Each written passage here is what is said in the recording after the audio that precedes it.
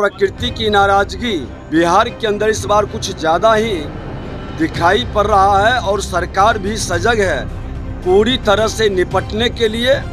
हम लोग भी आरा में, लखीसराय में कई जगह दौरा भी किए हैं। मुख्यमंत्री नीतीश कुमार जी का साफ कहना है कि आपदा से पीड़ित लोगों का पहला अधिकार है खजाने पर, सेवा में कोई कमी नहीं रहेगा।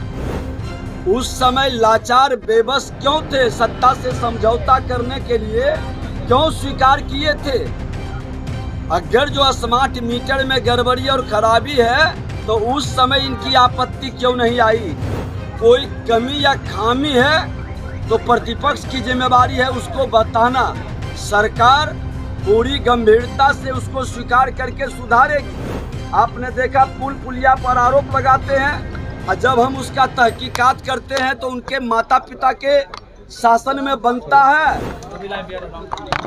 भारतीय जनता पार्टी के राष्ट्रीय अध्यक्ष का बिहार आना बिहार के कार्यकर्ताओं के लिए बड़ा ही उत्साहवर्धक और संगठन की मजबूती के लिए, जो संगठन महापर्व चल रहा है, संगठन महापर्व में जिन कार्यकर्ताओं ने बड़े ही लगन और उत्साह से अपने कार्य को निष्पादित किया है, उसको भी उनका स्नेह और मार्गदर्शन मिलेगा। बाढ़ को लेकर के जो हाई अलर्ट हुआ है सर, उस पर किस तरह से सरकार की? निश्चित तौर पर प्रकृति की नाराजगी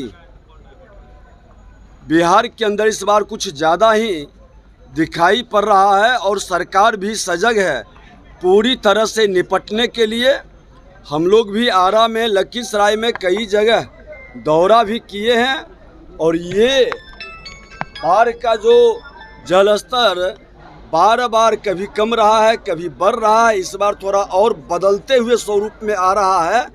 तो ये हमारी अग्नि परीक्षा है। शासन और प्रशासन में बैठे लोग पूरी तरह से आपदा से पीड़ित लोगों की सेवा के लिए तत्पर है और जितना बन सकेगा। माननीय मुख्यमंत्री नीतीश कुमार जी का साफ कहना है कि आपदा से पीड़ित लोगों का पहला अधिकार है खजाने पर, सेवा में कोई कमी नहीं रहेगा। स्मार्ट मीटर को लेकर के तेजस्वी यादव ने कल फेसबुक पर आकर के आप लोगों के सरकार पर हमला किया है और वो कहा है कि लूट किया जा रहा है स्मार्ट मीटर के नाम पर।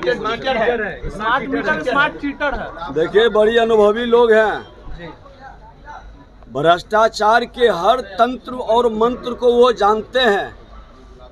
अगर जो उनको नॉलेज है, जानकारी है, सत्ता में वो भी रहे हैं और उनके पीरियड में भी ये अभियान बहुत तेजी से चला था।